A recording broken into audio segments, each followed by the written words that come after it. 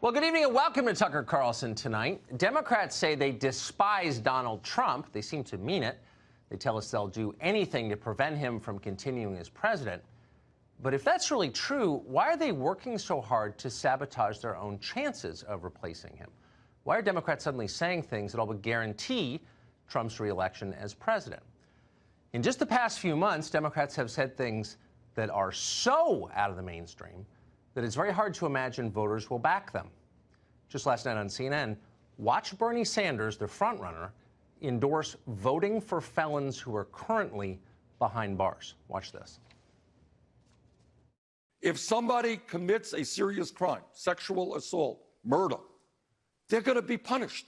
They may be in jail for 10 years, 20 years, 50 years, their whole lives. That's what happens when you commit a serious crime.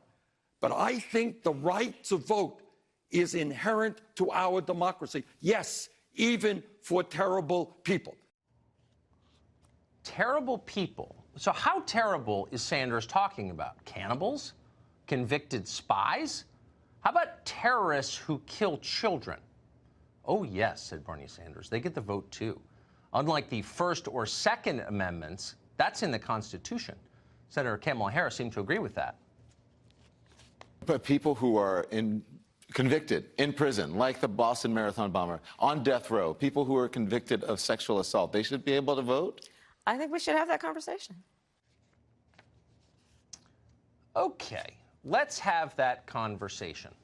Best to do it right now, actually, because whenever the left tells you they want a conversation about something, you can be certain that any dissent on that subject will be banned a year from now. By 2020, questioning whether imprisoned terrorists should vote will earn you a trip to the HR department and a lifetime ban from PayPal and Twitter. So while we still can, consider the story of Dzhokhar Tsarnaev. Tsarnaev first came to the United States, you'll remember, on a tourist visa with the rest of his family from Kyrgyzstan.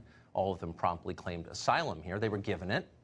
Over time, the Tsarnaevs collected more than $100,000 in taxpayer-financed government benefits.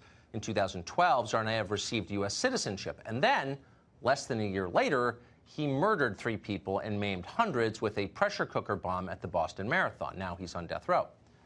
So Democrats hear that story and they feel outrage. It's not that immigrants repaid our generosity with a terror attack. That may bother you. It doesn't bother them. The injustice they're enraged by is that a convicted terrorist might not be allowed to help pick our next president. That's outrageous in their view. It's just the kind of institutionalized bigotry that Kyrgyzstani refugees like the Tsarnaevs have faced historically in this country. Maybe they need reparations, too. They definitely need a voice. So do the convicts of West Feliciana Parish, Louisiana. Of the 15,000 people who live in that parish, fully 1/3 of them are inmates at the maximum security Angola State Prison Farm.